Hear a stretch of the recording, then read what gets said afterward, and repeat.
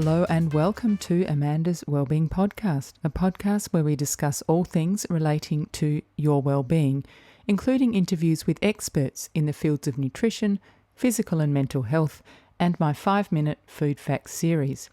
I am Amanda Hayes, your host, a nutritionist with a passion for well-being. Before I introduce today's guest, I will mention that although I will often be speaking with experts, any information or advice provided in Amanda's Wellbeing Podcast is not intended to be used to treat, cure, or prevent injuries or medical conditions, and is not a substitute for advice from your own health professionals. Today I am here with my friend Meg Paech to discuss caring for people as they age and well-being.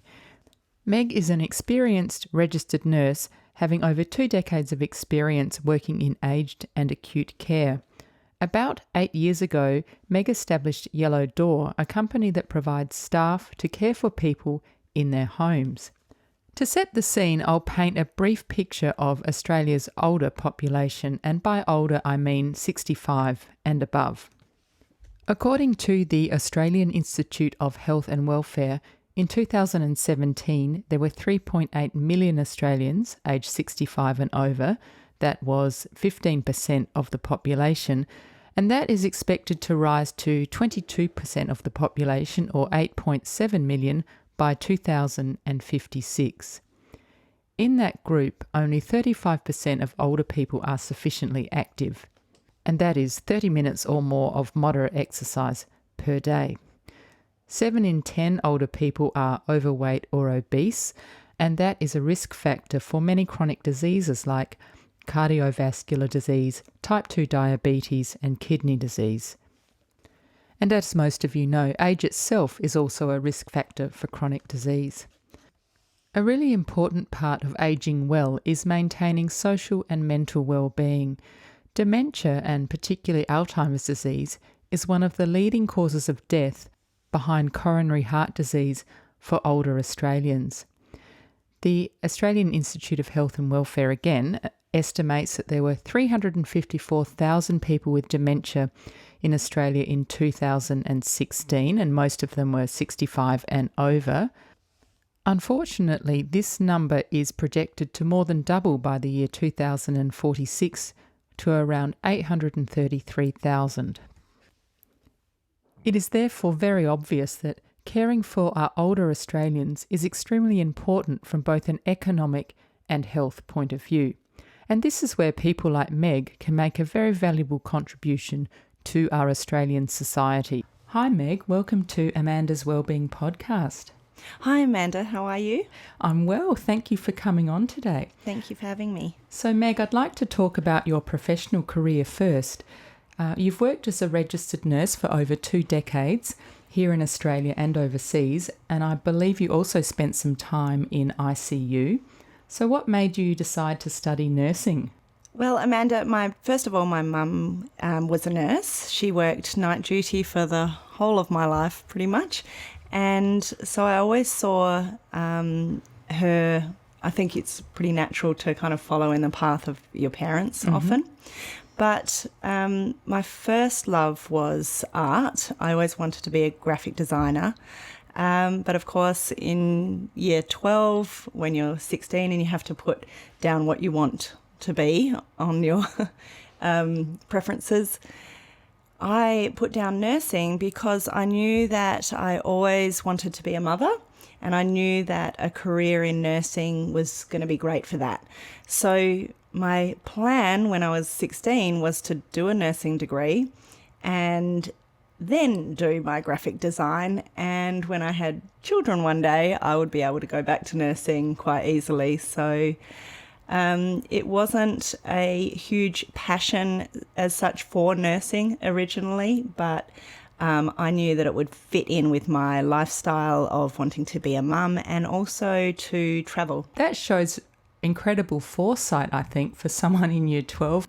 So can you tell us then about some of your career highlights? I would say that my career in nursing has been very varied. I like to have variety in my life, and I think nursing provides that. So I've been able to travel. My my time in London was a steep learning curve. I was quite young and team leader of a cardiac step-down unit, not really by choice, but there was quite a nursing shortage. And so on a daily basis, I was kind of pushed beyond my boundaries, and so I was constantly learning with a supportive manager, but was also managing other nurses from Australia and South Africa in particular, and it was just exciting. I think it was just exciting to be working in London, to have a role of responsibility, to be doing interesting nursing, and I found that great. I also loved being in Darwin and in the ICU there for premature babies. I really enjoyed that time as well. Wow. Just some variety. Yeah, it sounds like learning new things. You've had a lot of interesting highlights in your career.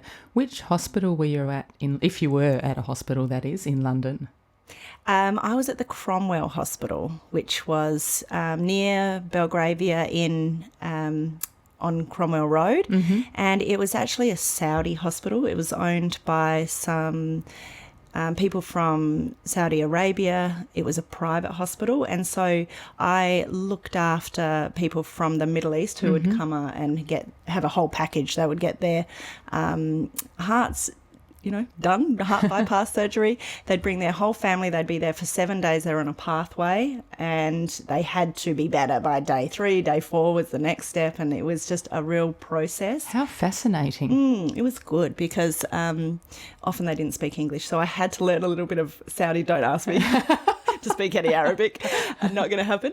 But I learned things, just simple language like sit up, cough, move, that kind of thing. 1 step, 2 step, and just a little bit to help them. Yeah, I love the way that working in nursing has allowed you that variety, not just in terms of the work you do, but the exposure to the different cultures as well. Yeah, that is the most incredible part about nursing, is that you really do get a snapshot of other people's cultures because you're in a position of trust, and they really do open up and trust you. So you're welcomed in to their lives just for a moment, and like what you're doing today, you get to ask questions, and people do, like to tell you the answers. And say, for example, in London with a Saudi family, they didn't want their grandmother to be nursed on the bed.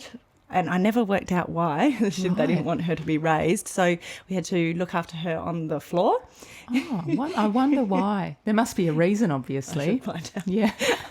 But, and being a female, so I was very much welcomed into the room, and the burqas would come off and they would share with me their food. And, as soon as there was a knock on the door and a male would want to enter, even if it was a cousin, the burqas would go back on, and, it was a real How flurry. extraordinary. It was. So I think you're giving a very glowing review of nursing. So what would you say to young people, men and women, who are thinking about a career in nursing? I think that nursing is a fabulous career for people who do want that variety in their workplace, who want to work part with a team, working in the ICU, for example, or the emergency department. I've spent some time there. You do really work with a multidisciplinary team and collaborate together. And I think that is a fabulous path for men as well as women. There are plenty of areas in nursing that suit men perfectly, and in the emergency department, for example, there are a lot of men who are the nurses, and that's kind of, I can see why. It's interesting, isn't it? Because I imagine, Meg, when you started your nursing degree, there probably weren't all that many men doing it. In my year, there was maybe 3 or 4 men, and I don't know if they're still nursing, but now it's very different, very young, vibrant people who are doing really great, interesting work as a career. It's very dynamic. If you compare it to other disciplines like physiotherapy or being an ambulance officer, I think nursing provides all of that. and more. So, yeah, I would recommend it. It's great if you do want to be a parent. You can work the hours that you want to work. It's difficult at first with the shift work, I have to say. The shift work isn't fun, I would say. You don't get enough sleep, and the night duty can be really difficult if you have to do that. But there's, many different things you can do with the degree. Yeah, so one of my male friends who's been a guest on this podcast, Paul Bennett, did nursing, and back in his day he said he was, an unusual sight in the nursing school, but he now is a kidney and dialysis specialist. So Meg, you and your sister, Chris Kelly, who is also a nurse, she's your twin sister, right? Yes. Yeah, have established a company called Yellow Door, and you provide staff to care for people in their homes. And I believe you tailor the care to what's required for each client according to their needs. I'd love to hear about that and the relationship between ageing and well-being. But before we do that, can you tell me why your company's called Yellow Door? What's the symbolism behind that? Well, Yellow Door, we thought, was a broad name that people might remember. It was just a name that a marketing specialist offered to us as an idea, and we really thought about it. It hasn't been so great in terms of the Google SEO searches. Oh, right, yeah. But it is a name that people remember, and it symbolises the front door of your home, and yellow is a kind of sunny, positive, bright colour, and that's what we try to do is focus You wouldn't really want grey door, would you? No, that wouldn't work. I don't think that would work.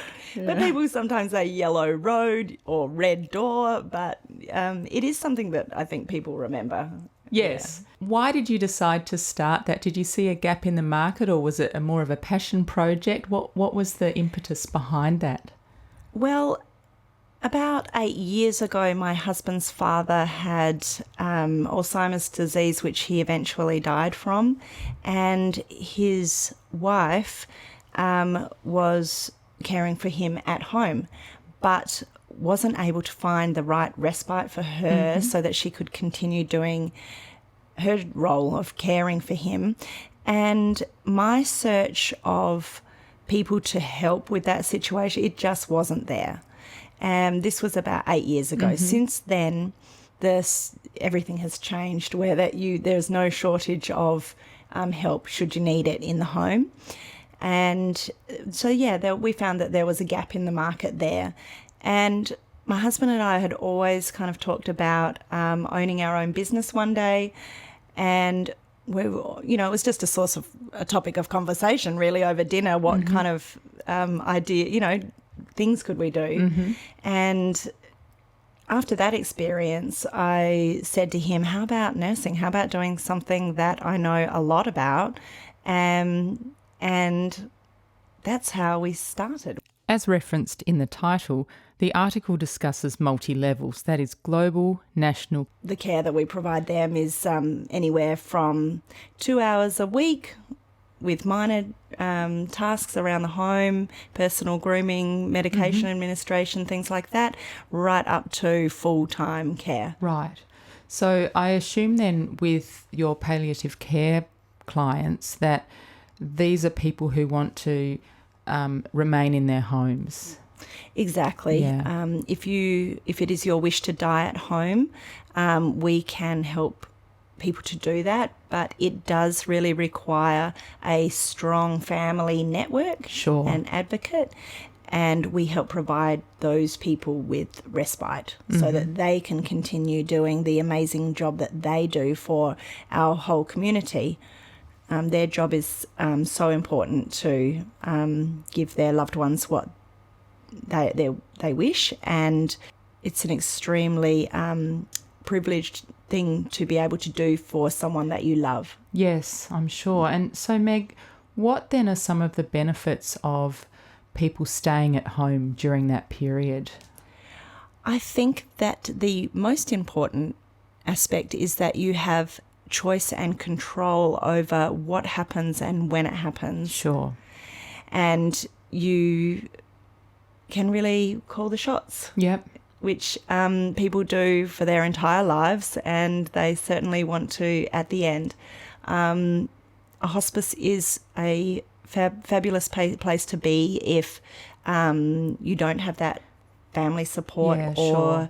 you have terminal symptoms that are difficult to control, or you have family that, find it difficult. It does require some strength and Right. cohesion in the family. Yeah, so I imagine, for example, if there was a person who had an elderly partner and their children lived interstate or something, that might then be a bit difficult. Is that the case? That's exactly right. That's Yeah. one of the examples. Yeah, it's about the family's capabilities to be able to take on such a big...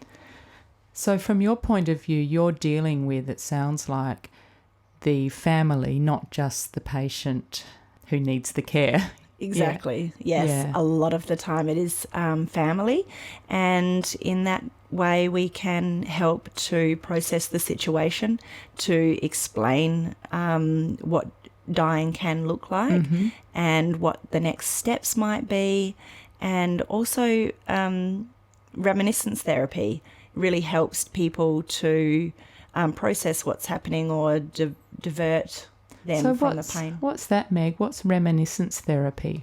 It's simply talking about a person's life and talking over where they were born, their childhood. Often you're talking to a sibling or to a partner, where did you meet?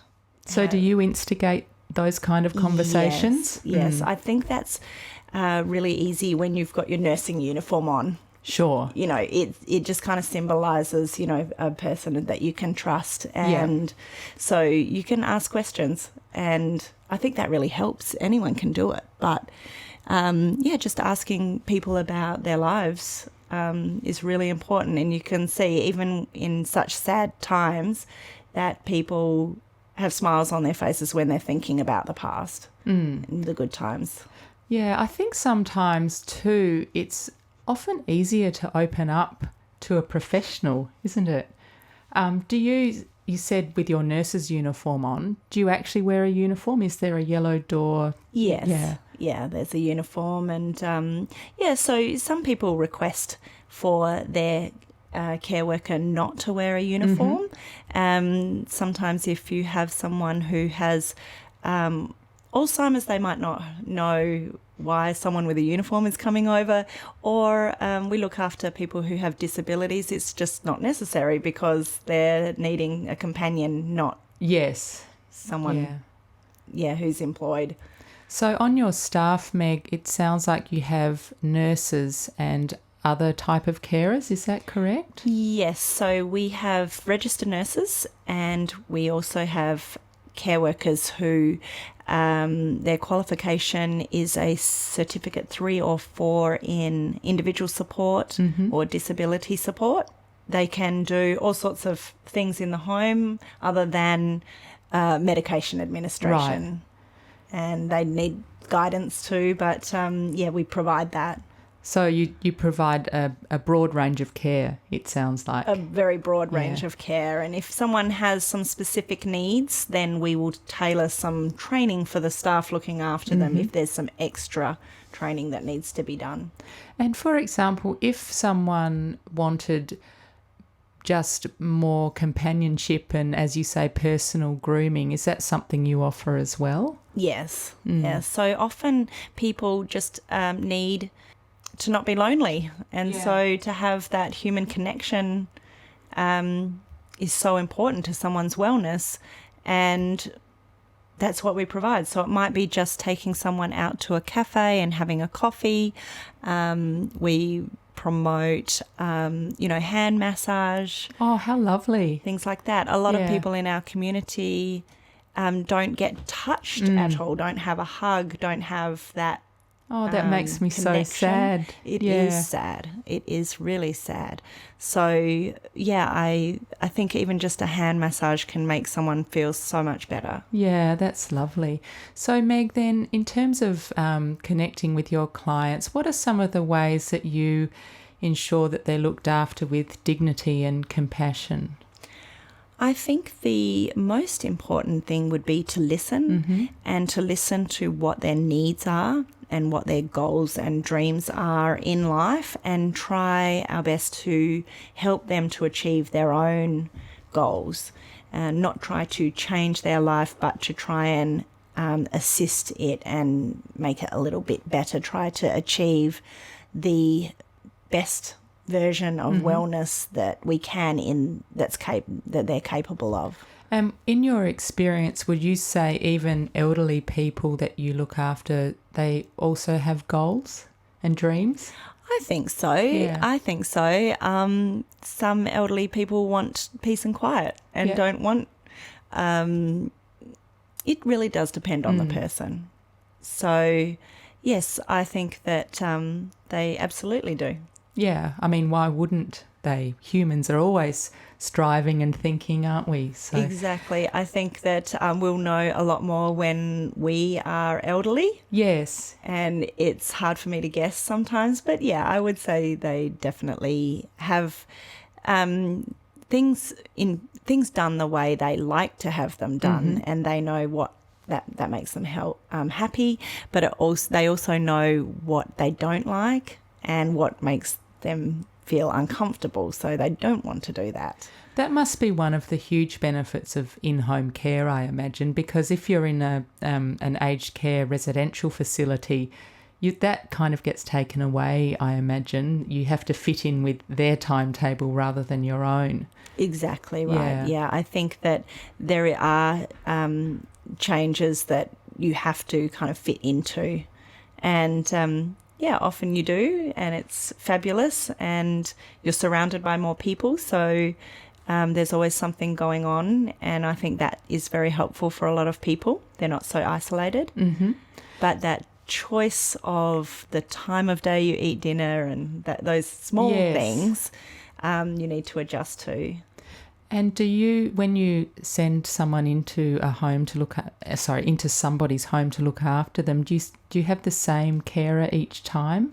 Yes, I think that is really important. Our main objective is to listen to the client, and that is said over and over again, is that they don't want someone different each time, so that they have to explain everything and go through the orientation and the routine again with someone new all the time. It really is frustrating for people.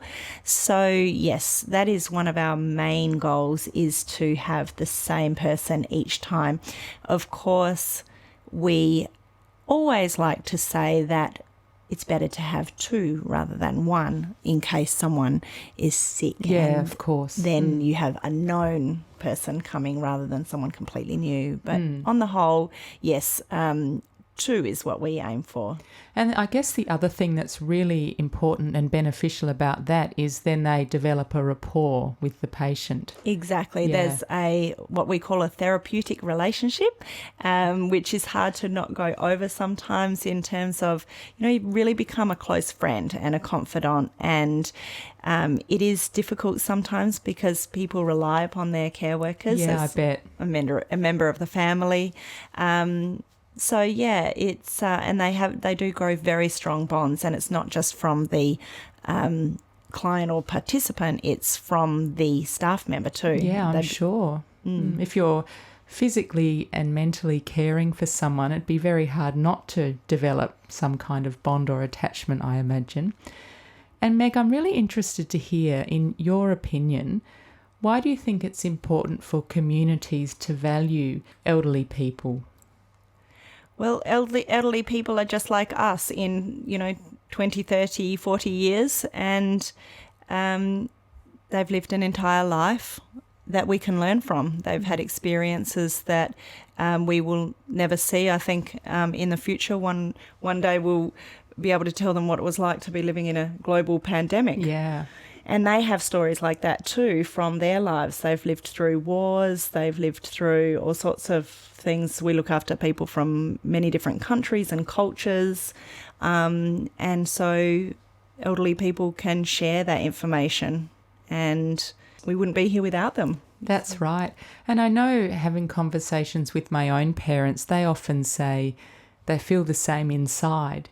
And I can say now that I'm heading towards the half century, Oh, no. I feel that, I mean, hopefully a bit more mature, but you still have the same feelings and emotions. And as you say, we're all still people. Exactly. Yeah, I agree. And so, Meg, this year, 2020, you just alluded to the pandemic, has been a really difficult year, but particularly, I think, for people in the healthcare sector. So how have you coped with COVID-19 at Yellow Door? Well, we've had the benefit of being in close contact with the health department and have been on top of the messaging, if you like, since day one. So we were prepared for COVID-19 before the pandemic because of the risks associated with infectious disease transmission already. So I think that the healthcare system hasn't had as huge a learning curve as, say, for example, our teachers. Yeah, good point. And so we are doing what we do, and infection control is something we have to deal with on a yearly basis, particularly around winter with influenza. So PPE is available in all the homes already, and staff have already been trained and have the skills for infection control, hand hygiene. The government put out extra training around COVID. I said that needs to be done within 24 hours. Yeah. And so I think we're as prepared as we could be. Yeah, sounds like you were sort of one step ahead, perhaps. I felt like we were, because we had the updates from the health department as and when they occurred. And with the technology we have today, we could disseminate that really quickly. And we had all of our staff have apps. And so when they turn up to a client's home, they could run through the list of questions. Have you been in contact with anyone who's travelled? Have you been in contact with anyone with COVID? And if yes was any of the answers, then they simply don't go into the home. So yeah, we have had some very vulnerable clients. So it has and still is a very stressful time. Yeah. But I guess we're doing the best that we can. Have you noticed a sense of fear amongst some of your clients? I think, yes. We've, not from the clients, but from their families.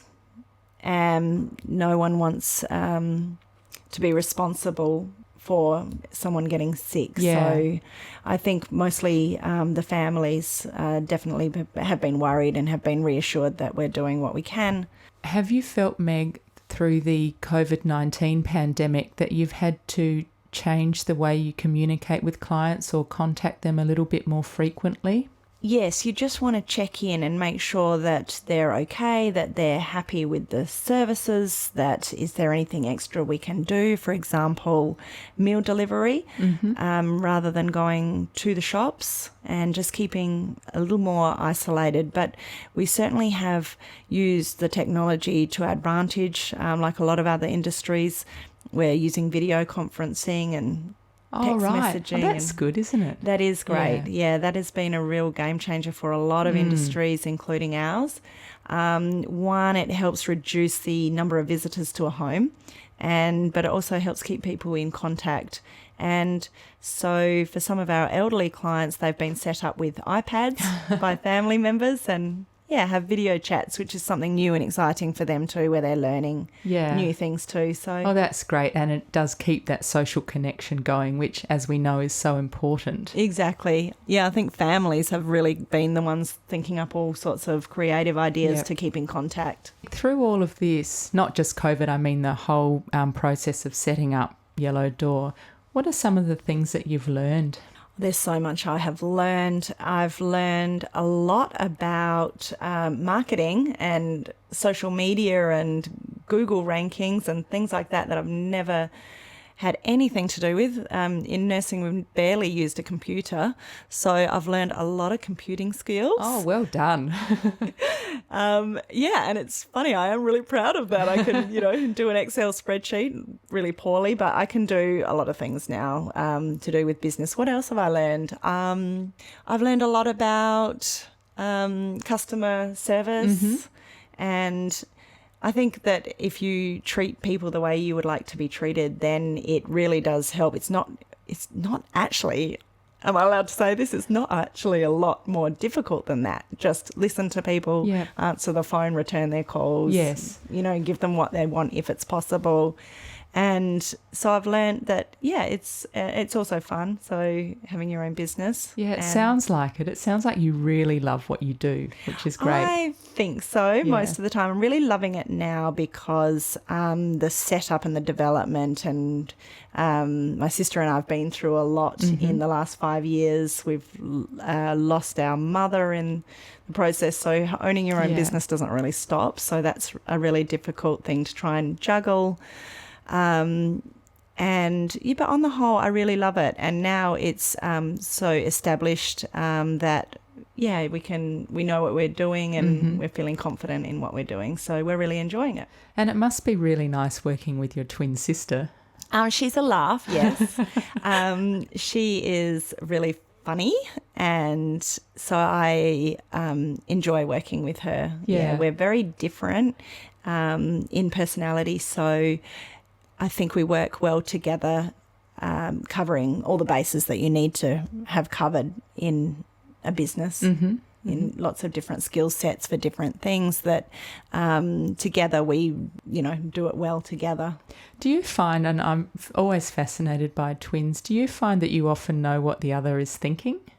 Not so much with my sister and I. We really are opposites. So we get one another mostly, but she has a different way of thinking than I do. Oh, that's interesting, because some twins I know they do think the same thing at the same time. It's sort of uncanny. Yeah. I think we might do that. We often have the same response to a situation, but not that often. Yeah. That was just a bit of an aside, my curiosity. Yeah. So, Meg, who inspires you?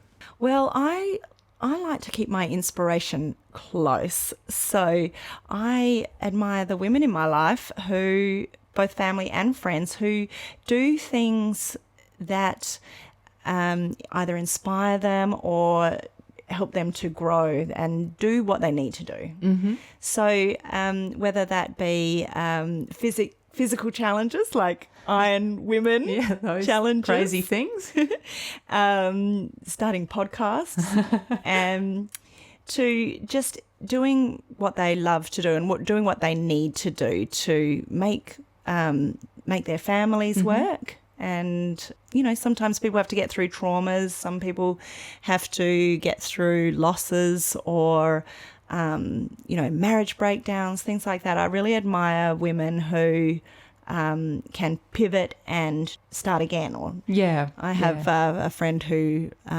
lost her job. So, very quickly she kind of went and studied again and is now teaching. And there's a lot of examples of people who inspire me that I deal with. My family. Just doing what you need to do for your family. I think it's small, it's close, and I don't admire too many people who are far away or, in the public eye because it's not consistent enough for me. And it's probably not as accessible. That's right, yeah.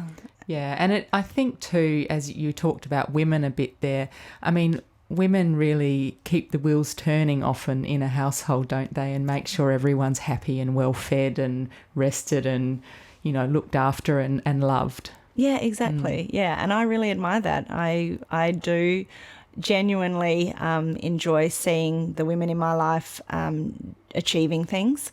And, that helps me to want to emulate that or sometimes mimic that. Yeah, I agree. I think that's a really nice way of looking at the people around you. Yeah. Meg, the final question that I like to ask all my guests, if you could recommend 2 things that all people could do to improve their well-being, what would they be? I think that I might answer that question for aging, as you get a little bit older, and I think for me that's already started, is to look after your physical health. As you get older, it seems to have a lot to do with your gut, and to be to keep regular. And for that, I would recommend starting your day with a hot water and lemon, and just to keep moving. Yeah, I think it's really true. If you stop moving, then you really do decline in your health. So even if that's just a walk around the block each day, I just really think that that's so important to healthy aging. And the other thing I would say is to try and find some connection in your life, whether it be with nature or people, animals, spirituality. Find something that makes you happy. It could be something really small, like, walking to the post office and having a quick chat to your neighbour on the way. Whatever it is that makes you happy, just repeat. And give it some priority. A lot of guests on this show have said movement as one of their recommendations for well-being, and I think you're so right, because it's not just keeping you physically agile and able to move, but it's so good for your mental health as well. I think so. Yeah. Things happen when you move, You can, what I like to do is walk my dog on the beach. We've walked our dogs together, which is fun. Yeah, I love that. And it's even better if you've got a friend, and then you can have a coffee afterwards and you can really connect, and you just end up smiling for the rest of the day. So you just do that again. Thank you, Meg. And so if someone is interested in looking at Yellow Door and what you do, or connecting with you, what's the best way? I think the best way would be to look on our website at yellowdoorcare.com. That will answer a lot of your questions. And then if you need anything else, you can give us a call. Great. So I'll put links to that in the show notes. So thank you very much, Meg. Thank you so much for having me. It was fun. A pleasure. I thought it would be interesting to wrap up this episode with a very brief summary of a study published recently in March this year in the European Journal of Clinical Nutrition. It's called Nutrition Amid the COVID-19 Pandemic, a Multi-Level Framework for Action. It's authored by Farah Naja and Rina Hamadeh. As referenced in the title, the article discusses multi-levels, that is global, national, community and individual, because tackling a global pandemic requires cooperation on all of those levels. However, in relation to individual actions, when it comes to nutrition and COVID-19, these are the points that the article makes. Diet has a profound effect on people's immune system and disease susceptibility. Gut microbial composition is significantly determined by diet and therefore shapes the characteristics of the body's immune response. On an individual level, the nutrition recommendations during the COVID-19 pandemic are: try to eat well-balanced meals, avoid irregular snacking. Choose foods rich in vitamins A, C, E, B6 and B12, zinc and irons, such as citrus fruits, dark green leafy vegetables, nuts and dairy products. Maintain a healthy lifestyle of exercises, regular sleep and meditation. Avoid smoking, alcohol and drugs. Refrain from spreading misinformation related to nutrition and dietary intake and the COVID-19. So those are pretty standard recommendations, I guess, apart from the last one, for living well and maintaining your well-being. Thank you for listening today. I hope you found today's interview interesting or inspiring. If you did, please share the podcast and tell your friends about it. And if you could take a minute to leave a rating on Apple Podcasts, it will help people find my podcast. If you would like to subscribe to Amanda's Wellbeing Podcast, you can subscribe on all good podcast providers like Apple Podcasts, Spotify, Stitcher, Spreaker, Overcast, iHeartRadio and Google Podcasts. You can also subscribe on YouTube. Simply click on the red subscribe button.